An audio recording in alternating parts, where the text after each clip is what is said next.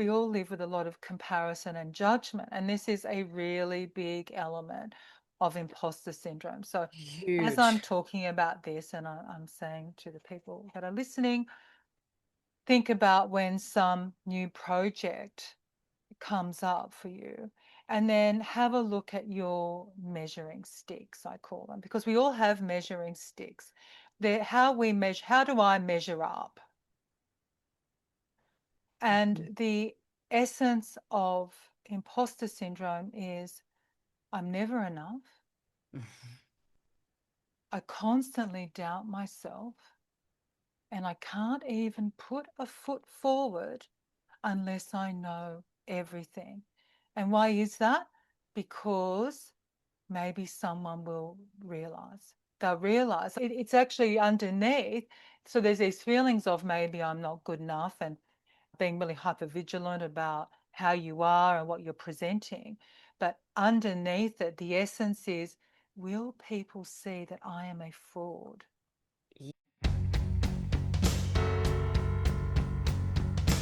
Welcome to the Everyday Epigenetics Raw, Real, Relatable podcast. I'm your host, Susan Robbins, epigenetic human performance coach. This is where we discuss all things lifestyle, environment, food, exercise, work, mind, and social interaction as they pertain to epigenetic expression in a way that's relatable to everyone. So if you're ready to start viewing you as an individual, take control of your life and health, and get results, buckle up, here we go. Welcome to the Everyday Epigenetics Raw, Real, Relatable podcast. I'm your host, Susan Robbins. This is the place where we talk about everything lifestyle and environment and how it relates to our genetic expression. I am super excited today. I have one of my favorite guests returning. She is the relationship and behavioral change specialist behind PH360, Miss Anne Larsen. And we are going to be talking today about imposter syndrome. Now, I have seen imposter syndrome stuff all over social media, and I was thinking, yeah, I get it. How long was I an imposter before I started this podcast? Probably many years. And then Anne, for the PH360 community coaches, had a masterclass on imposter syndrome. And I thought, oh, I'm going to tune in and check this out. And I was glued. I actually thought it was just like a 1 or 2 hour thing. And I think it ended up being, it was an all day thing. And I didn't leave. It was on a weekend. I mean, for you to dial me in on a weekend to sit in this chair, it has to be good. And as I'm watching it, I'm thinking, my God, this is not just on a professional level. This is personal. And I started thinking about clients because she's like, think about clients you work with. And I'm going, oh my gosh, people need to hear more about this, because if you are having issues with quote imposter syndrome, and I'm going to have Anne explain to you what imposter syndrome is. We'll get deep and down in the trenches with this. But if you're living with imposter syndrome, which, like I said, I did for many years, it was like a fear of being seen. You're so far from being your most authentic self. As I say at the end of every podcast, get out there, make it a great day, and be your most authentic self.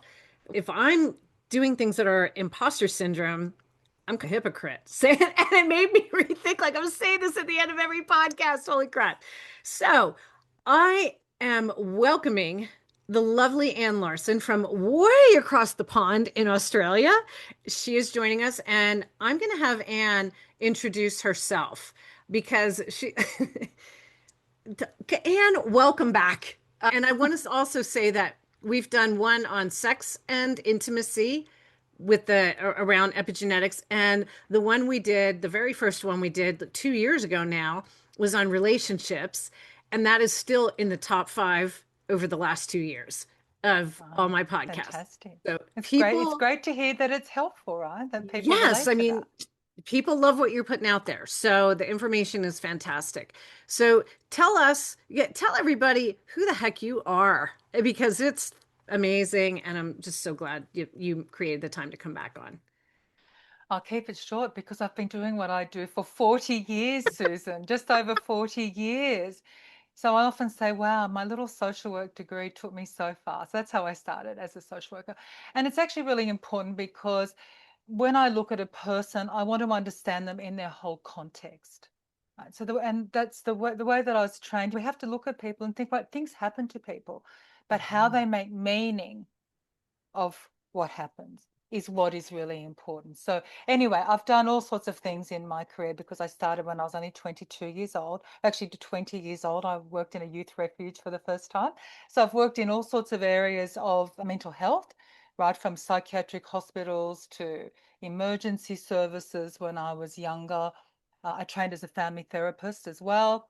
And I've worked with adolescents and spent a lot of time in private practice. But in between of that, I have also managed some large psychological counselling services for the Australian federal government, and also worked with a lot of, we call them general practitioners. Do you call them, what do you Yes. call your Yep. doctors? GPs or yep. GP, yeah. Yep, sure do. Working with a lot of GPs, so I'll talk about them as a bit of an example of this as well. But I work with a lot of GPs throughout my career, or psychological services attached to medical services. And really, probably about 12 years ago, I really hit one of those walls myself where I was just working too hard and everything changed. And I was and also in this, I have to say very importantly, is that I'm also a mother of 4 children. So I'm married.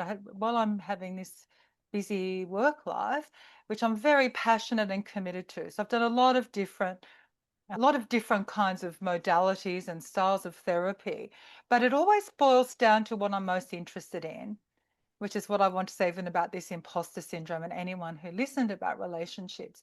Everything boils down to this sense of identity.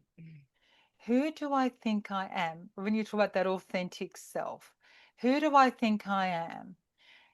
Where am I on that scale of, do I accept, love, trust myself? And then how do I belong?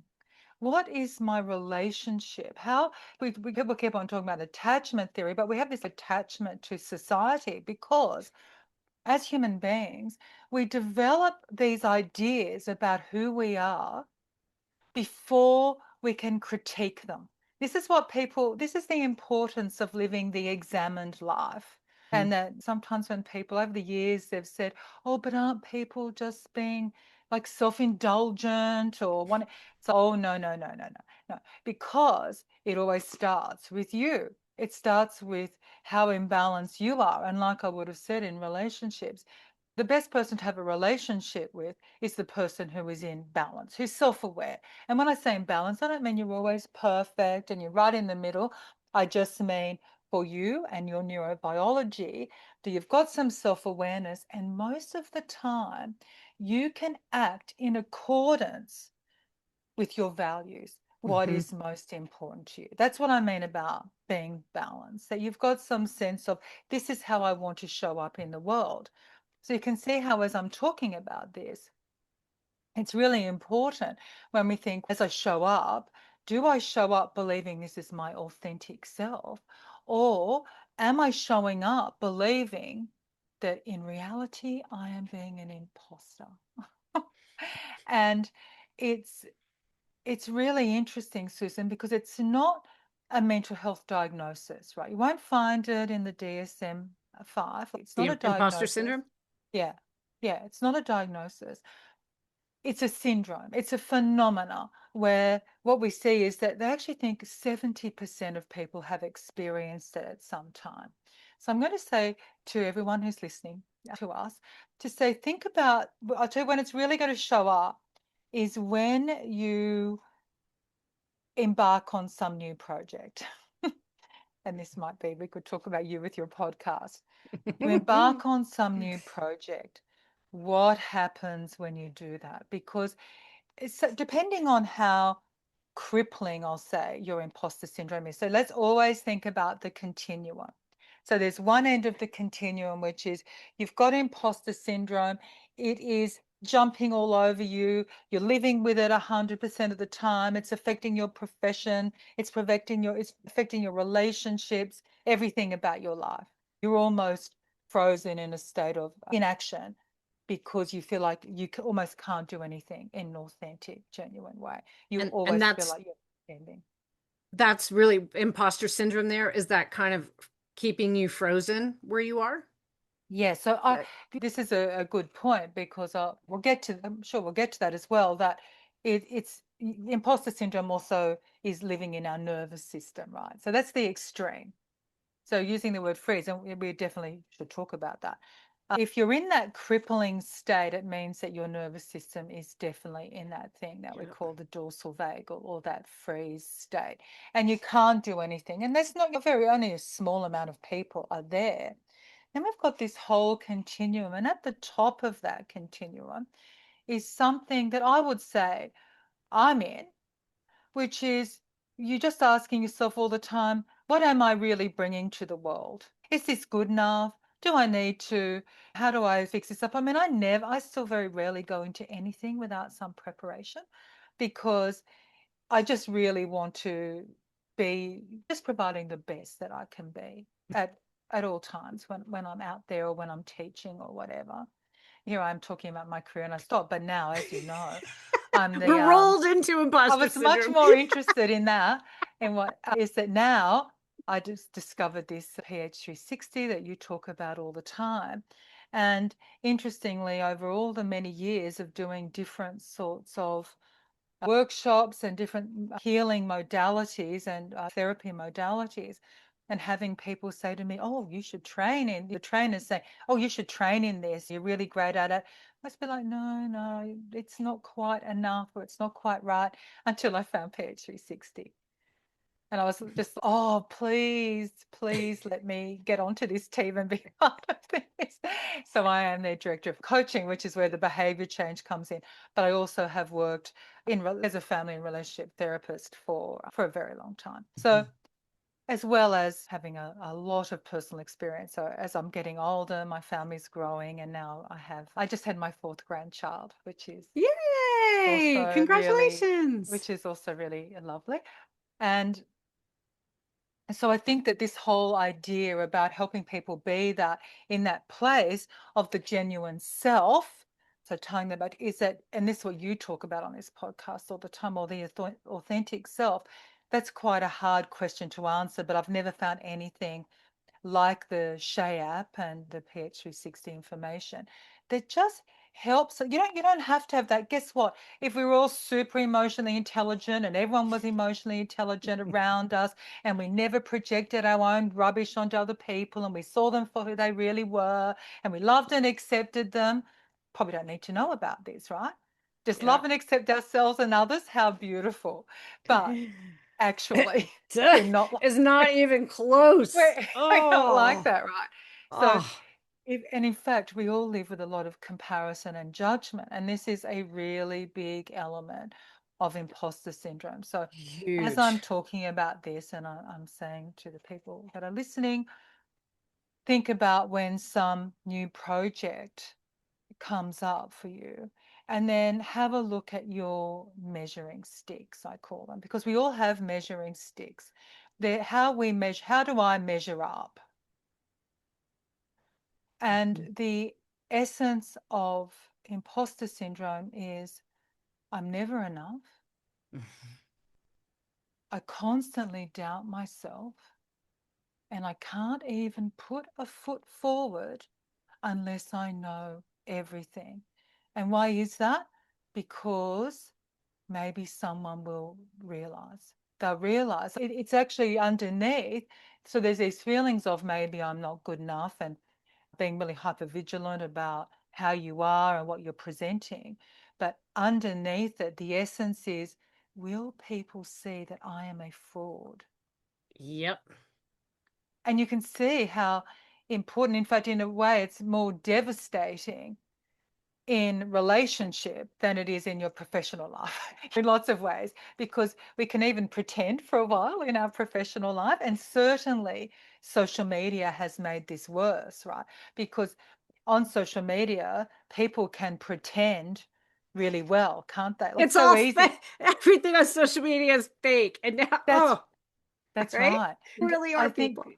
and that this is why, so the reason I don't know if I said this in our masterclass, but the reason I'm interested in this and interested in thinking about how it influences the different health types or people with different sort of neurobiology in different ways is because I work with a lot of people who work as coaches and a lot of health professionals.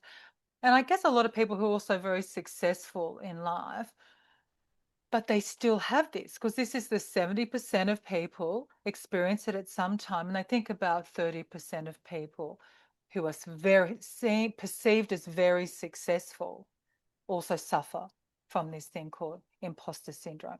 And it's actually really a tricky one because of this.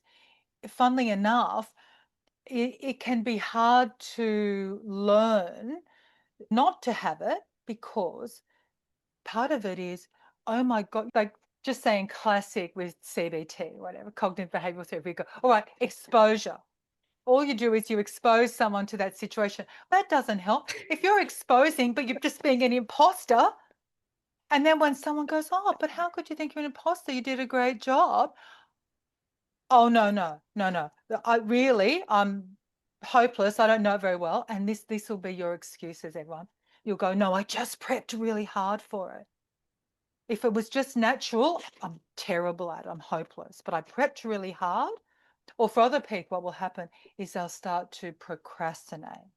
And this is where I say, like, there's this end, like it's a continuum, and you're not in the same place on that continuum with everything.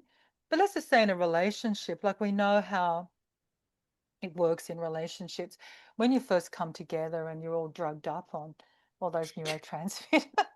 The oxytocin's flowing. Yeah. And so you're naturally trying to be like the other person. It's natural. You're not pretending, but in a way, you're just being an imposter anyway. It's not intentional, How but long it's all does that last? Because they say, oh, the first 3 months, yeah, everybody puts on airs. And then after that first 90 days, the real person comes out. But yeah. do they? Right? Do they even know? This is the other thing. Do It's they even know insane. who they are to come out, right? This is the thing. This is actually why I've loved my work forever, like 40 years, and I'm still doing it. I still find it exciting to think about because when people realize, you were in that masterclass, there was one person in there, she wasn't a coach, and she said, oh, I just realized that I had this, and now I don't feel like I have to have this anymore. I mean, that's just so exciting Awareness. to me. That's what this is about. It's creating awareness so that if a listener is hearing this and they're going like procrastinating with something new, not feeling good enough, or feeling like I don't know enough, so I don't want to put myself out there I because th- I'm yeah, not, and it's parallel, like to bring that to the forefront and create that awareness. That's the first step. Otherwise, we're just yeah, walking in oblivion, right? Just going, yeah, I'm just afraid to do that. But when you understand the why, yeah. then it's easier to get out of that mode. Yeah. And in your personal life, what happens? So you said about 3 months. I've heard people put different times on it. Just weirdly, in my own practice, I found it's about 4 months. I don't know why. And people would come to me, younger women, they'd be like, but I really love him, but actually now this is happening. I'm like, now you're just seeing the real him, right? Now there he is. He's out. He's out. You can't keep him hidden any longer. The real him has turned out. And you've fallen in love with this other imposter, perhaps who they would really like to be, which is okay. Because if you really want to be that, then you can work on changing into that. The problem is when you don't try and match those two pieces together and you end up with this mask. And the more energy you put into the mask, really the less energy you've got to put into the journey of that that self that you can, the authentic self or the preferred self, who you want to be. And I guess Mhm. I really came from that who you want to be point of view, but I've changed because of understanding epigenetics. That sure, who you want to be, but we do have these predispositions and of those ways of being, which we do know anyway, with psychology, that we know, for instance, some people are more extroverted and others are more introverted. So let's just talk about that for a minute for people who are out there. As I'm talking about it, I really love it if people were thinking about, oh, where am I on that?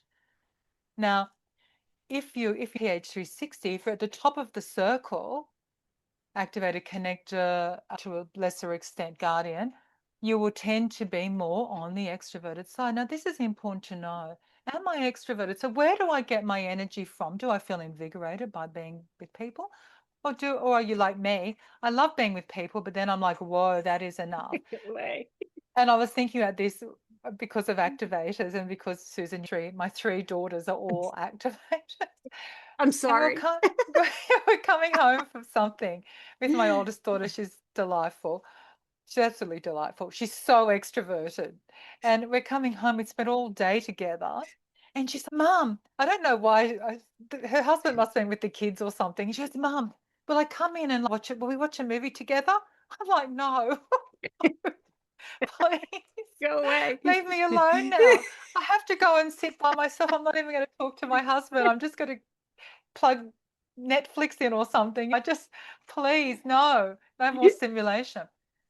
And the reason this is important, and because we'll talk about some of the strategies to come out of imposter syndrome, is that the external environment. So when we're talking about imposter syndrome, there's a lot of external factors as well as internal factors that will trigger us into imposter syndrome. And of course, if you've had trauma and a lot of difficulty, a chaotic childhood, you might be more vulnerable, but it doesn't have to be. It's just not one. It's quite different in that way. It's quite a different syndrome. However, the person will have some of these sort of beliefs. But if you can understand, am I introvert or extroverted? Because if you're extroverted, the external really matters. And you know something, I feel a bit sorry for you guys because we live in this society, and therapists, psychology is one of the worst. Oh, everyone has to be a bit self-sufficient, learn to manage yourself. Don't be reactive to what's going on. I mean, people have made millions of dollars telling just that basic message. That is so much harder. If you are a connector or an activator, it's almost like torture to say that to you. Sometimes the people have to do that, but it's really important to acknowledge that that journey for those people is much more difficult. So the feedback that you get from the world is really important. So when we look at external factors, how do I feel like I belong? Our connectors and our activators, anyone who's more extroverted, is really going to be aware of that. There's also Yep. some people who are more other focused than others. And again, on our circle with Page 360, the really other focused people, the most other focused people are connectors and diplomats. So so you can be someone who's quite introverted, but you're very attuned to what's going on around you. And Do you you mean might want to, crusader diplomat? no, You said no, connector? yeah. Again? Well, Really? connectors are other focused. I mean, they want to, I'm talking about with the diplomats, introverted, Yep. but the connectors just think you are a really extroverted person. Everything that happens outside you is what is the most important. Oh, And so if you true. think you're that sort of person that what you really want to do is befriend, you want to befriend. This is really hard, isn't it? Like, okay, who am I? Oh, but I'm adaptable. When I'm with this person, I would like to be like that. Very other focus. But we don't live in a society, I think I'm going to say similar with the United States, or North America and Australia, like the UK, a lot of Europe, much more focused on this. We admire this idea of I'm really self-sufficient. I'm really, and I can do things on my own. Now, this is what's interesting. This is what can make someone feel like an imposter. I did it, but I needed help. Oh, So and that guess makes them what? feel less than because Yes, they needed that help. yes, yes. So interestingly, when they looked at it was in the late 70s that they coined this term about imposter syndrome. And a psychologist talked about, I wouldn't call these different types. I would just say that imposter syndrome has these elements of people can be perfectionistic. They can feel like, of course, that just makes sense, doesn't it?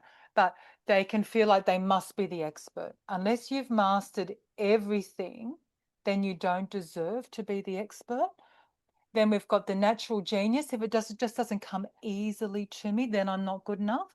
Or you can be the soloist. I just can't ask for help, which is the example I was just giving. If I do something in collaboration, then it's not as good as maybe I'm just a faker because I couldn't have done it on my own. And then it's like that super person. I have to reach that highest level. So you imagine if you are, as you know, as because you've got a lot of connector in you, if you've got that connector and everything about you is about collaboration, but every time you collaborate, you have the idea that I'm actually not being good enough. I'm a bit of an imposter because if I do that on my own, I couldn't have done it. Oh, so this is also this cycle. So you go into a new project, you get anxious, you either procrastinate or you overwork or you avoid.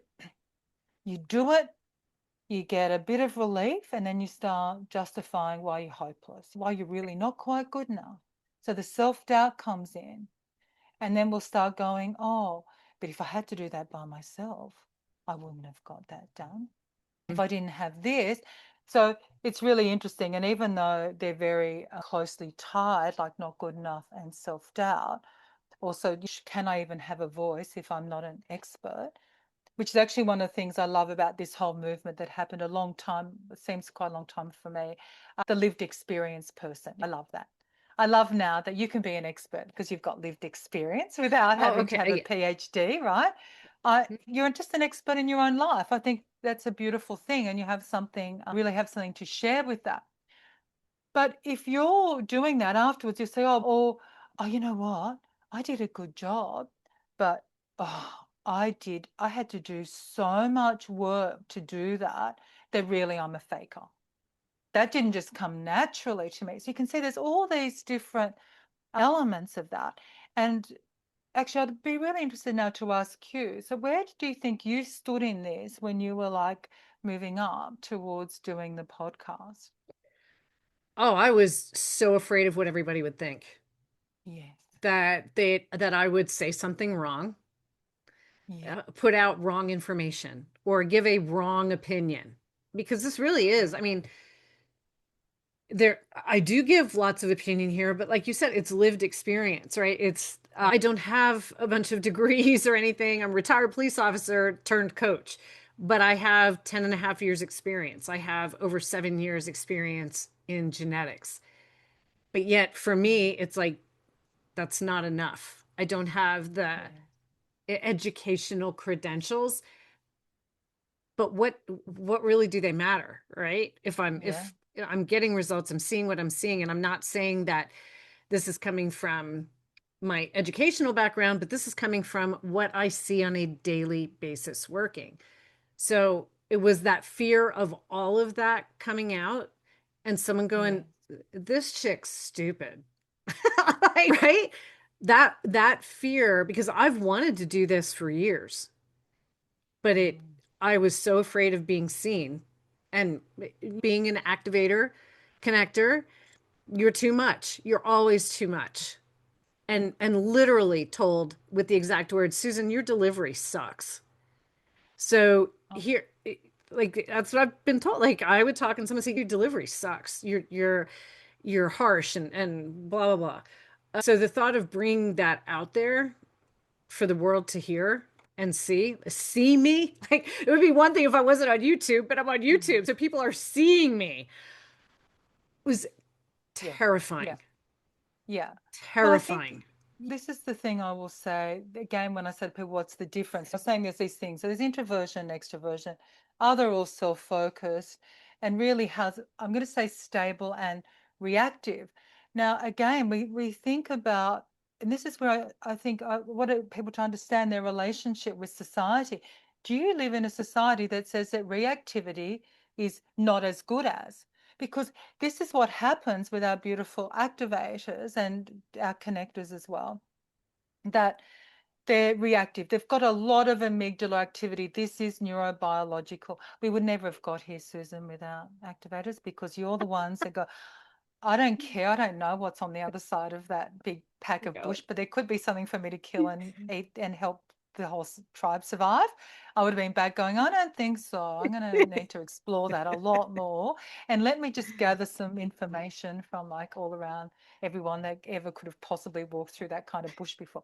So, this is what's important and what activators learn. And again, it's not solely activators, but you might want to think for yourself, people listening. Did I learn I actually can't be myself? So now in my whole life, I feel like I have to be a bit of imposter.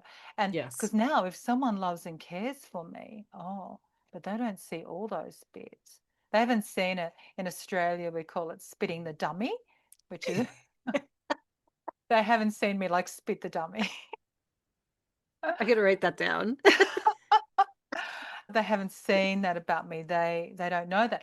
And we all suffer from it. When I moved to a different area when I had my first two girls, and I was a family therapist, and I wasn't feeling great about what was going on in my life. I got divorced and I was on my own with these two little girls. And my big girl, craziest activator ever, like a red-headed activator. I mean, God. just full on. And I used to think that. I thought, is anyone, and because it was quite a small community back then, it's not anymore all these years later, but it was a very small community. I thought, is anyone going to believe me when I'm at work that they can trust me as a family therapist if they see me out with my daughter? It was a wild thing. It's just a little wild thing. And there's all these misconceptions. Of course, your parenting really matters, but somebody, I got this feedback because someone told me this story about this person saying to someone else, I think I'm a bit scared to have a child because what about if it's really difficult and I can't manage? And this person said to her, if the mums come, I mean, this is just a terrible thing. I know it's great if you're calm, but saying to women, if you're really calm, then your kids will be calm. Again, that's just like torture. It's just mean, especially if you're a diplomat with activated children, because they'll never be calm, right? And she said, this person said, if you're calm, and this woman said, I don't think that's true because have you seen Anne? Have you seen her? She's such a calm person and she's got that crazy daughter. So this is what I mean. You can feel like, am I impossible? Can I be working in this field? And this is what I was so interested in working with all these health professionals and coaches, because they're like, can I work in this field and be authentic? But what about if I'm not perfect? That's the perfection. What about if I'm a diplomat and I'm a little bit overweight? I'm a 63-year-old diplomat. It's really hard for me to keep all that managed. Or am I someone who can be a bit brash and direct? Does that make me a good coach? Am I getting enough sleep? Oh my gosh, what am I eating? So this is what I would say. Or what about, worst thing ever, what about if I have my own health challenges? What about if that happened? Yeah. I have my own health challenges. Can I show up and be guiding people through their own health challenges when I have them? And the other one that came up, and you mentioned it a while back, was comparison. Yeah. Is a killer. Oh.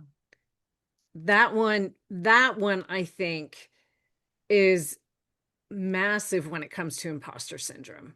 When you start comparing yourself, whether it's professionally, if you're a professional who's on social media and you're looking at somebody else's social media who does what you do, and you're like, but their ads are so good. I look like a schlub. I mean, I just did, I just put out a video last week and I was like, I'm still alive. You haven't seen any videos from me in the last month or two because I'm busy with clients. I have to prioritize clients, podcasts, social media is going to come last, right? Yes. But so there's that. And then the comparisons on personal stuff. Oh, look at this Yeah. person. They're traveling all over. I'm not. What's wrong with me? I'm not living this life, or I am just a total imposter on this end because I'm talking about all this stuff and I'm not living like this, right? This is the ways we think. And I think social media has created probably more imposters, like more people feeling like imposters. It just it fosters imposters foster more stress in us. So why, I mean, I think 100%. why do we see people not sleeping, constant sympathetic overload? Because this doesn't go away. And they're in relationships that they're not happy in. So you add that to the mix. They're in a job that is not authentically what they want, right? And we talked Yeah. about doing things for, are you in your profession for the money only? A lot of Yeah. people go into different jobs or different professions thinking, "Oh, I'm going to go be a doctor because I can make a lot of money, or a lawyer, but I hate what I freaking do." Yeah. Oh That's God, great. that's right. Now that's imposter. Yes. Or I'm Yes. even to think about it sexuality wise. These people, and I'll just take men as an example here, a gay man who is afraid to come out and be himself and will get married, have kids and everything, and then finally is tired of being an imposter, right? Of living someone else's life because And in of fact, that fear. and when you talk about that, this is often so the social cultural element of this too is that people, it's about if I don't fit in. So people can feel I'd prefer to be part of like a normal society. I call it the normalizing gaze, and that's being heterosexual. So it's really hard to come out. So often then, or it could be a race or a gender thing. Like if you are outside that normalizing gaze, but also could be, do I just fit? Like, how do this thing that I'm trying to be or show the world, is that really who I am? And what are those other people like? And I feel like this, I would say, is part of my mission as well, to get people like you, like all of us, to say, no, we need to have a voice, because what happens with imposter syndrome is people who have a lot to offer the world do not offer it to the world. People who could make life really great. I don't want to be too rude about politicians, but let's just talk about them for a second.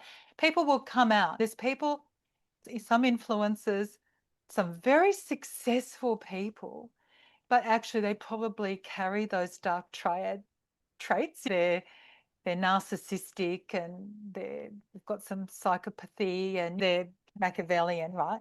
And Hmm. so they actually don't mostly suffer from imposter syndrome in a sense. Maybe the whole sense of self is an imposter, but they don't care, and they don't care who they're treading on. They just get going. But all these really beautiful people who are struggling in life, and actually this is a really important element of, I mean, we can talk about some of the ways to some strategies for imposter syndrome, but I'm going to say acknowledgement and accepting vulnerability go a long way, probably the longest way to manage imposter syndrome. So going back to, with say, comparison and judgment, you can compare yourself up or down. So you're still being an imposter. I know I'm better than everyone else, or I know I'm not as good as anyone else. They're both just different forms of Mm. imposter syndrome. And what they mean on a nervous system level is that you can't get into that ventral vagal where you can engage with other people, that lovely social part where we don't have our sympathetic nervous system turned on.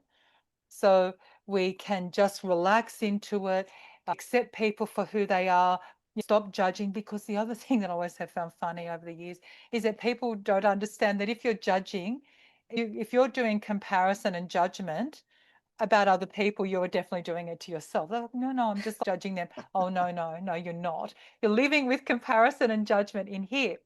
So and often we are doing that, even if it's not in a really in a mean way, but we'll be thinking, oh, they're better than me.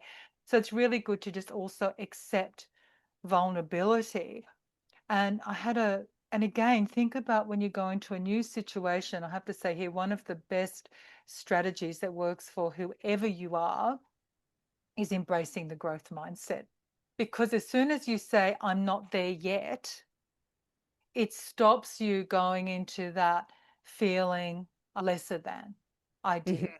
I'm lesser than, I'm not good enough, because you're like, okay, I've just got some more things to learn. I'm not there yet. It opens up some space, right?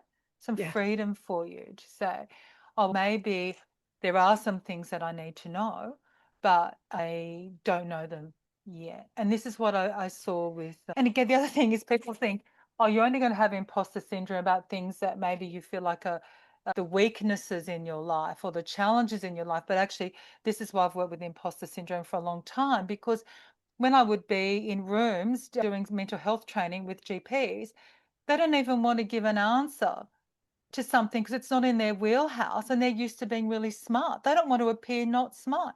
Then what? They may be an imposter. I mean, to know everything, right? And the same as with working with people who, where I used to live, there was a lot of people in modeling. Guess what? Guess what they feel the most insecure about? Their body. Yes.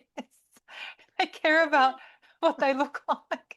And so it doesn't matter how gorgeous you are, whatever, it doesn't matter how much that becomes your fragility, that becomes your vulnerability. So I'm just such a great believer in embracing your vulnerability. Okay, because you can't be an imposter if you embrace your vulnerability. And also as anyone who's got friends or is working with people that they think have imposter syndrome, acknowledge it. So that when someone says, oh, I don't really think I'm that good, don't just, don't worry about it, because that person really feels like that. It's a real thing. It can't be just dismissed, because the worst thing about imposter syndrome is that success is a trigger.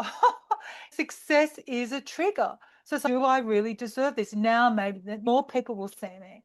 Someone will see me as a fraud, and it's very anxiety provoking. And people who get caught up in it, they step away. And that to me is the saddest thing. So often the people who keep putting themselves forward are not the most wonderful people to have at the top or out front and influencing, which is one of the reasons that I really love you and your podcast, because it is real and raw. Yep. And you really do. You acknowledge all those things. It's not based on those things we talk about, like I have to do it all on my own, or I always have to be perfect, or it just has to come naturally. It's okay to be admitting those things. So I would say out of that too, if you are in a state of stress, you're never going to come out of your imposter syndrome. No. So that would be something that you would definitely want to be looking at. You know where I notice it a lot too, and I see it with a lot of new coaches, but you'll also see in other fields, they just keep getting more certifications, thinking I need to learn more and I need to learn more before I start applying it because I Also, don't know enough to do it. I mean, like I said, I came out of law enforcement. I don't have a degree. I have 5 years, 5 full years of college. So I have a lot of college hours. I just transferred a couple times, and that's what screwed me up. But that sits in your head of maybe I need more. I need more before I can go out there and sound smart or be able to do the work. And I just try to tell, because I've mentored a lot of coaches, and I have one of our gals, she's going to work with me. And I caught her the other day where she said, I probably need to do this. And I go, no, you just need to start coaching. yeah, You, and she's a connector. And I said, you need to start yes, coaching. You have the ability, you have everything in you. But I think it's the what if I don't know enough? Again, people yes, are going to, I'm going to be seen as a fraud if yeah, I start to work with somebody. And again, this is, I don't care whether you're as a coach or a doctor or a lawyer, whatever. What if I say something wrong and yeah, they call me 100%. on it? Or what if they ask me a question and I don't know it? And the best thing I found that I do is I go, good question. I have no idea, but I will find out for you. And to be able to say, is maybe that's a vulnerability to say that, but I don't. And I let people know I don't know everything, but I have great tools, great colleagues. I can reach out to anybody, anytime, use CLIA. But I let them know that no, I'm an expert in some things. And that's, I think, something I had to get comfortable with was saying that I am an expert because I get invited on podcasts quite often, and there's a lot of times where I'm afraid to go on. What if I say something stupid? Now, why? Mm, I sit here every week, but yet going, but I'm controlled in what I say. When I write a podcast, it took me, if you look at my first year and a half, there's hardly any podcasts of me alone. So it was enough mm, to come on here and interview people. But the thought of having to put myself out there and come up with my own information, and I might get caught saying something someone else disagrees with. Who cares? Now I'm at the point, who cares? If someone disagrees with me or the haters come out, I'm doing something right. If I'm going against what some of the influencers are putting out there. So I'm actually seeking out more of that, and I'm putting out things that are more controversial. This week, the one as we do this, it dropped today, is one on the detox culture and these people that are making so much money putting fear into people that they're toxic AF, that they're broken and toxic, and it's making them worse. And they're spending so much money on this. And I thought, come at me. I don't care anymore. I want to be real. And this is my opinion. If you don't like it, that's okay. You don't have to listen, right? I don't agree with everybody else. Some I do. And I think, but I see this in a lot of people, like I said, especially a lot of new coaches. Maybe I should go do this other thing first, or I have to get my website together. I have to do, I'm like, no, you don't. That's to show you're actually legit, but start working with people. There's people, again, whether you're a doctor, attorney, counselor, therapist like you are, coaches of whatever type, people need help with whatever it is.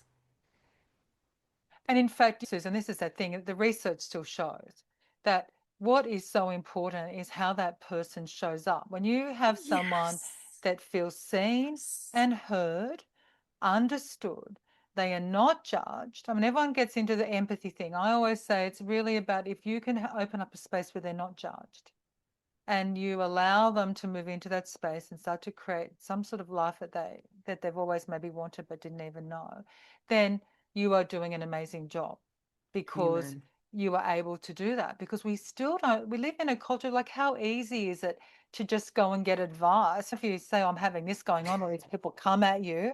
But what I think is really funny with you talking about this, when you tell me just go and do it. I mean, I also do that, but it's so funny because one of the strategies for imposter syndrome is just do it, which comes from a long tradition in psychology, which is if you do it, you learn that you can do it and it's really great.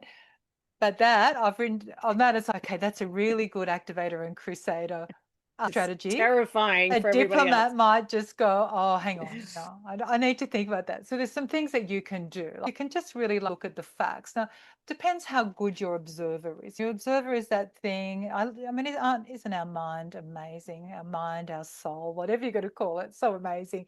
We can reflect on what we're thinking and doing, right?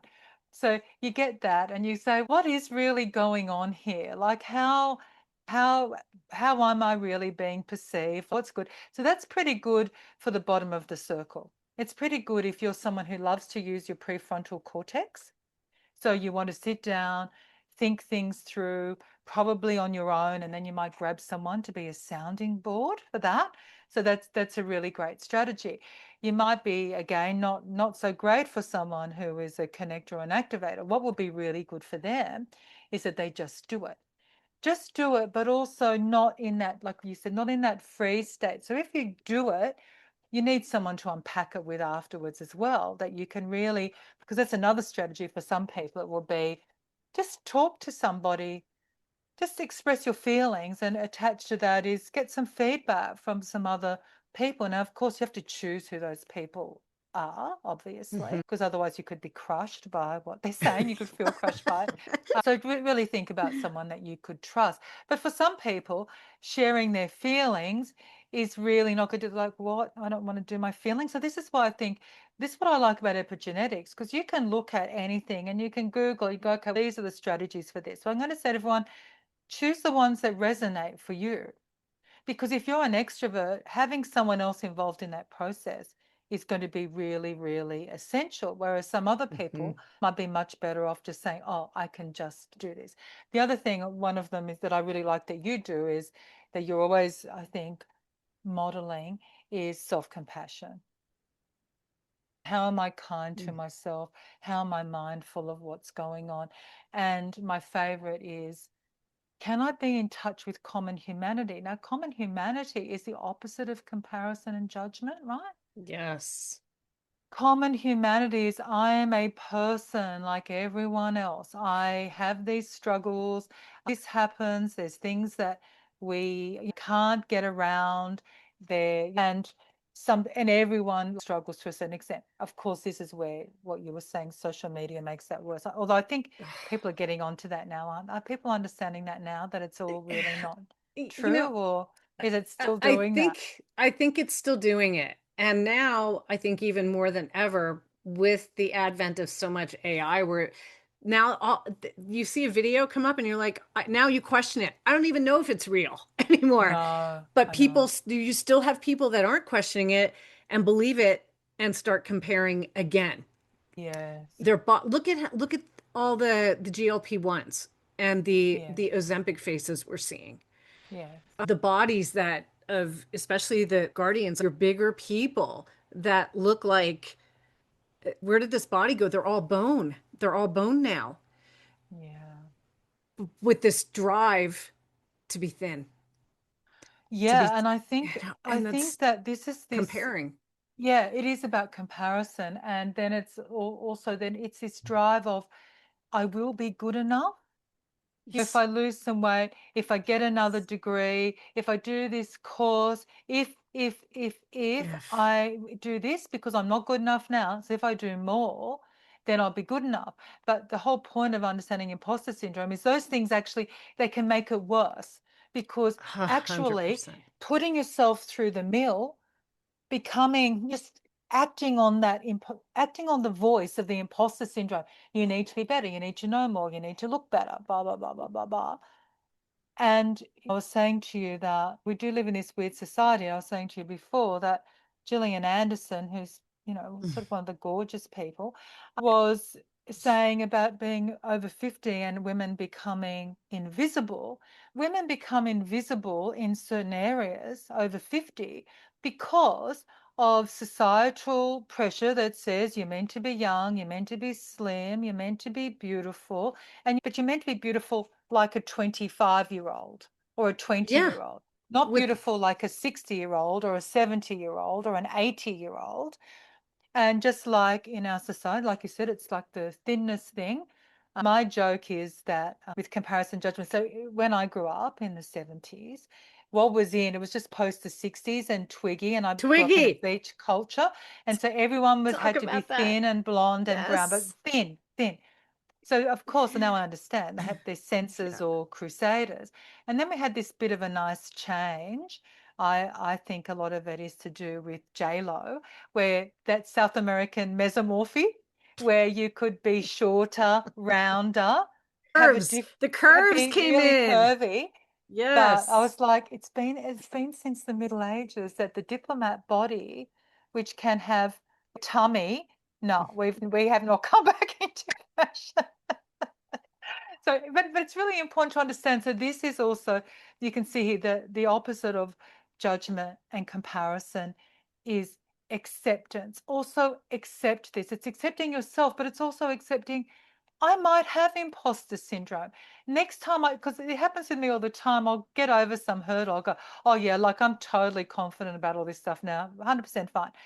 And then I'll go into something new that I don't know. I'm like, oh no, it's back. It's back. But but it's okay because what I want you to all look at is what is the consequence of that imposter syndrome?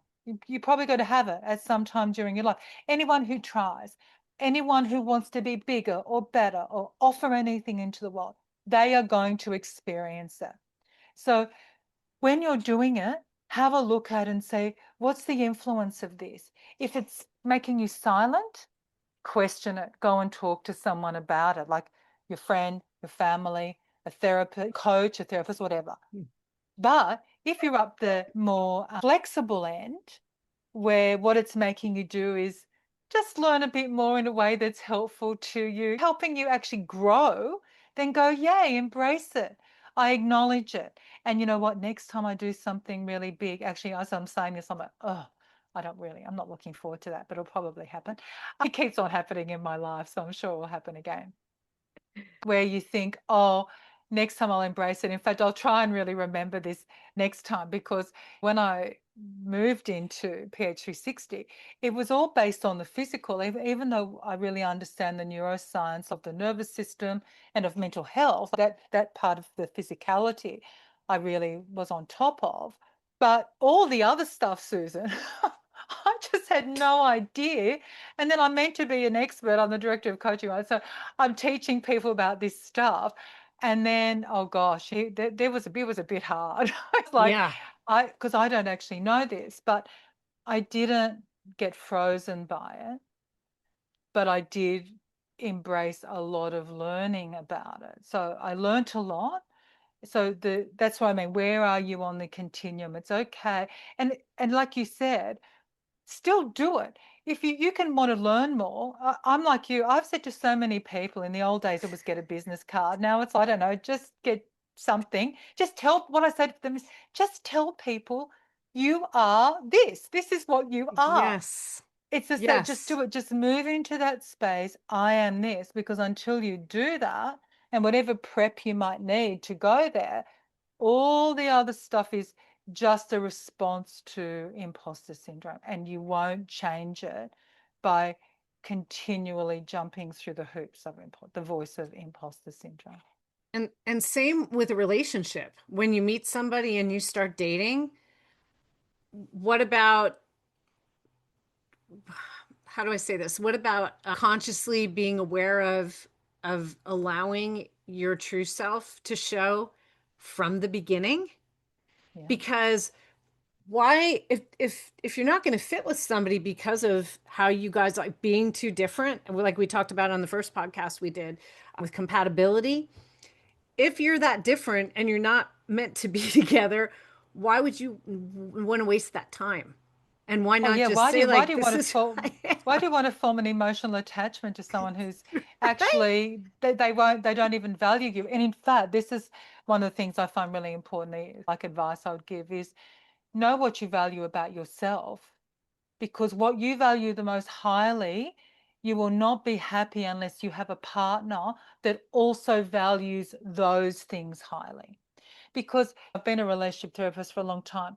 It's very difficult for people to be in a relationship, even if they're self aware, with someone who doesn't value what's important to them about themselves. And this comes to vulnerability.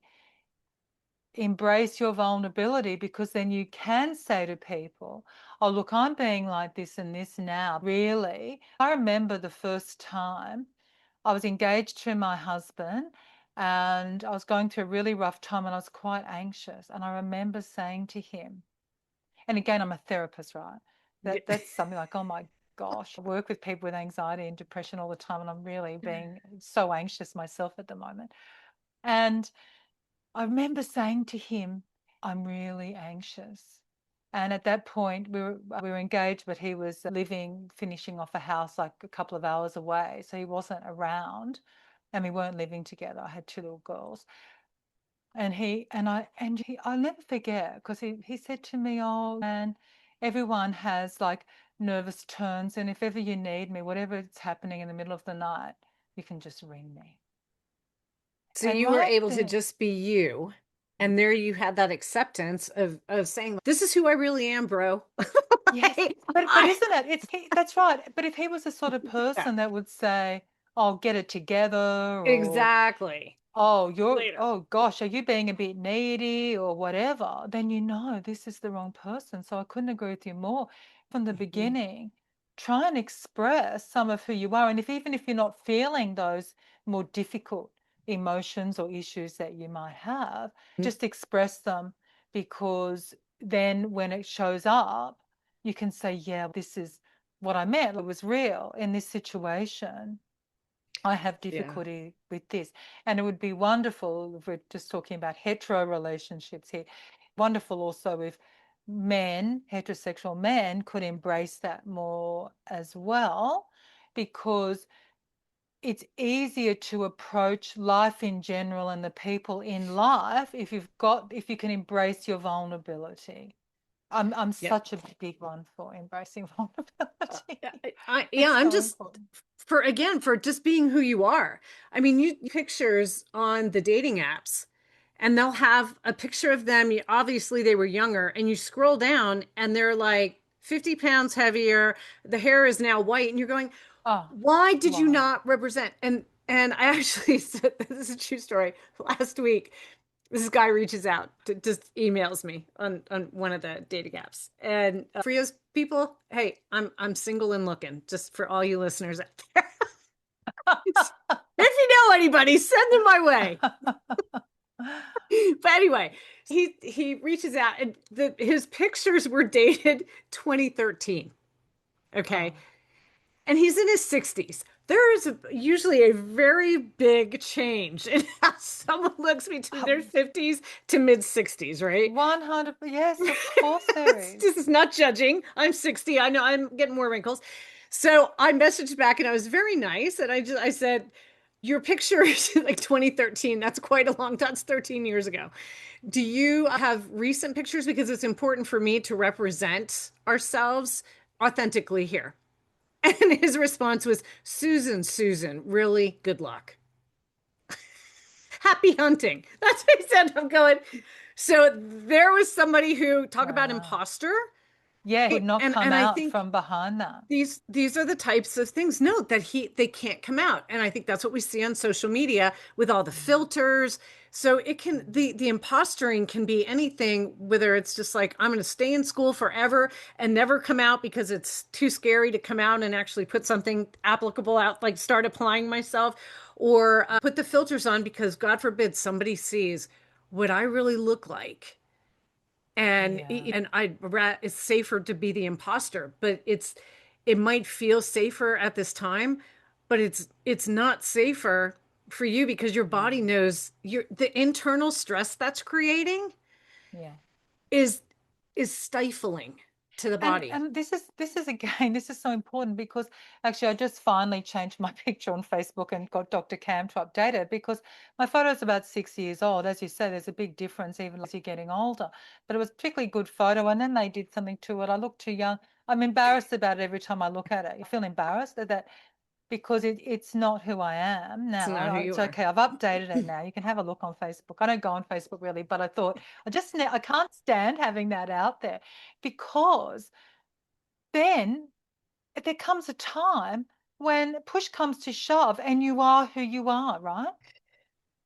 And there you are. And what are you going to be embarrassed because you Yeah. presented yourself as something else? I remember my mother saying to me, if anyone asks me how old I am, I always tell them because either they'll think they'll look younger than that and they'll say, great, oh, gee, you look young. Or they would have thought I looked older than that. And now I'm happy they know Right. I'm only that age. And I thought, this is just true. This is just that authentic self. And I find it, Yeah. I also find that quite unusual, even with a lot of people who are quite famous in the therapy fields. You'll see their photo on their bio, and then you do a workshop or something, you see their videos. And like you said, they've put on weight, they've got grey hair, Yeah, you know, completely and different. again, there's nothing wrong with those things.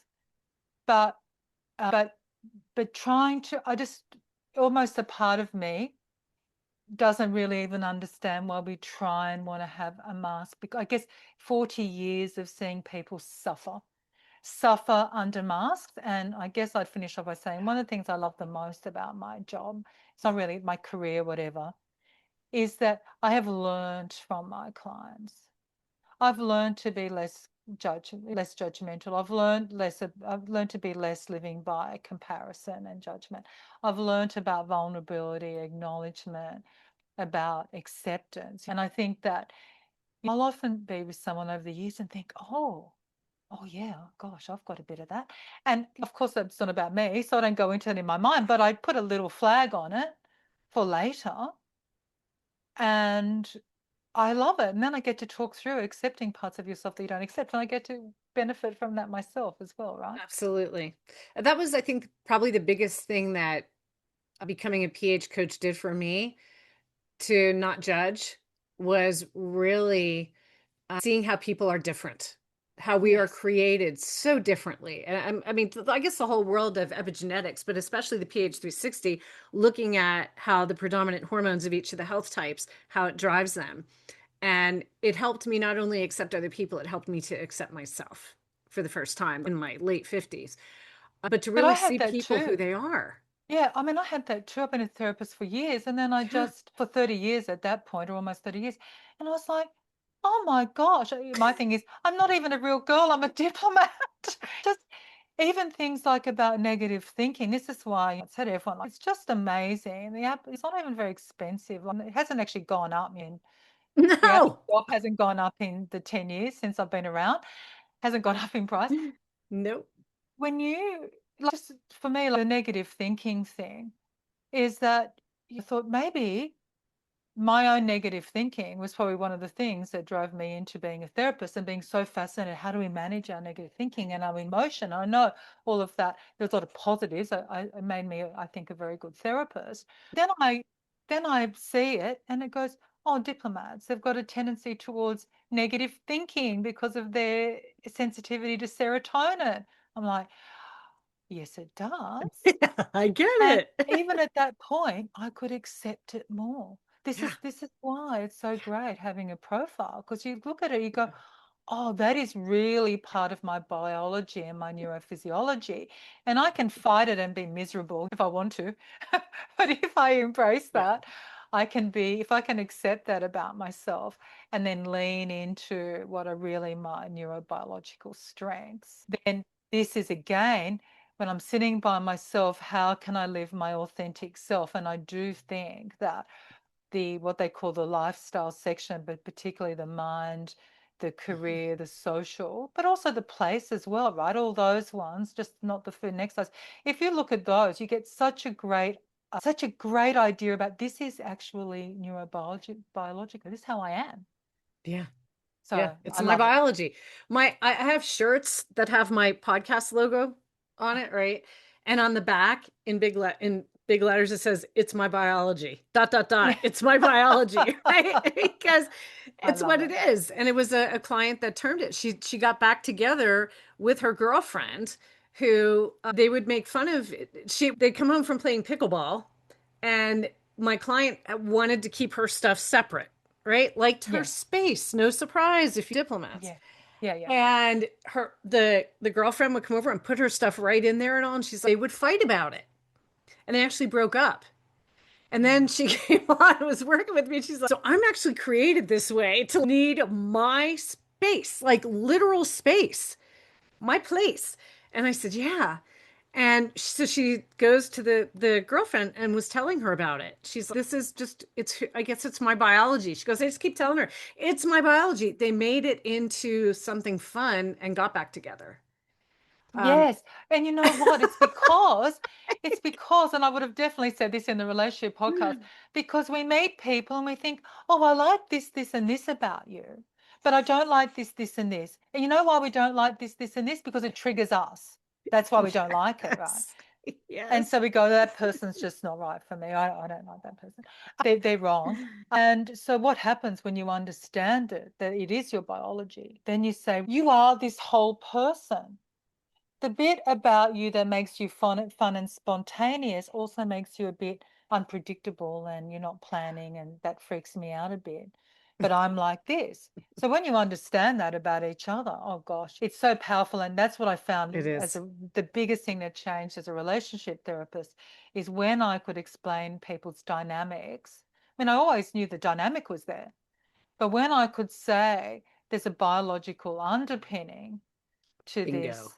Yeah, and so one day, won't be for a little bit because I'm a diplomat, takes me a long time. One day I want to come on because I've been just creating something a bit new to go in Relationships 360, the course, which is about really creating harmony out of those hot spots, understanding when you go into conflict, how you understand each other's nervous system in that conflictual moment, and how you understand not not attachment style as we necessarily think about it, but more attachment like what does that person really need? Because even attachment theory, there's an element of our biology that's important in that. Just like I said, it's much for someone at the top of the circle, and particularly for activators and connectors, what their primary carer is doing is much more important. They have no escape from that because the external world is so important. Whereas if you're more introverted, there's some escape. You can escape into yourself. You just don't need as much of that. So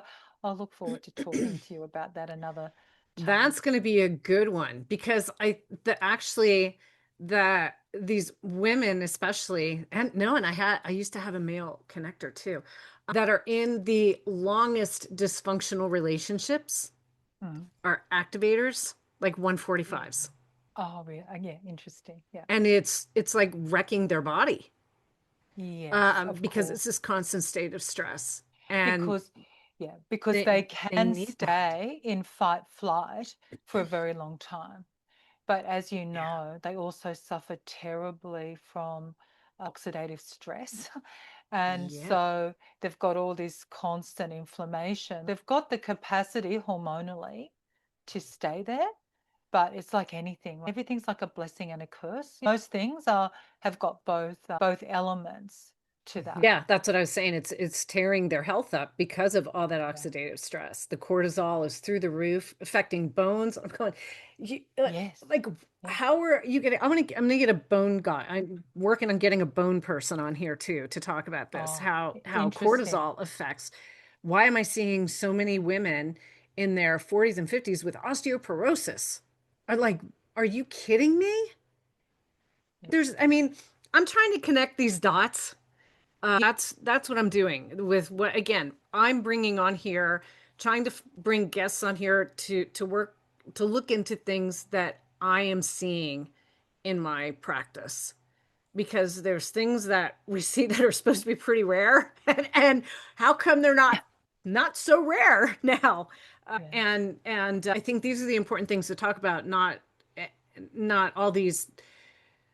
all of these topics that influencers want to put out there that really aren't important. Let's talk about the things that really are, that are affecting people and their health and longevity. That, I'm sorry, a supplement's not going to fix. Right? Your lifestyle is driving it. The lifestyle is the driver of all of it. And I think, again, that ties into the imposter syndrome, because that affects your lifestyle. It's going to affect your sleep. When you sleep, what if you're like, I would mull this over in my head about this podcast. I'd wake up in the middle of the night worried about having to do one by myself, worried about interviewing somebody, because I'm getting this podcast. I want to thank everybody for listening, because the podcast is growing. And I'm having big names, publicists reaching out to me saying, can this person come on? Wow, I'm turning around. I'm being punked. Is this really happening? And yet, so I'm like, this is where I'm so grateful for my relationship with God, because I wake up that morning when I have a podcast to do. And I do for any podcast. And I even did it for yours. And I'm just like, God, give me the right words to have a great time and get great information out with Anne. I had last week interviewed one of the top lipidologists in the world. Oh. And I'm like, this guy is brilliant. And I'm like, retired cop here. I have medical degrees. But I have all the experience in the genetics that we were talking about around these lipid disorders. And it flowed, but I wake up all worried.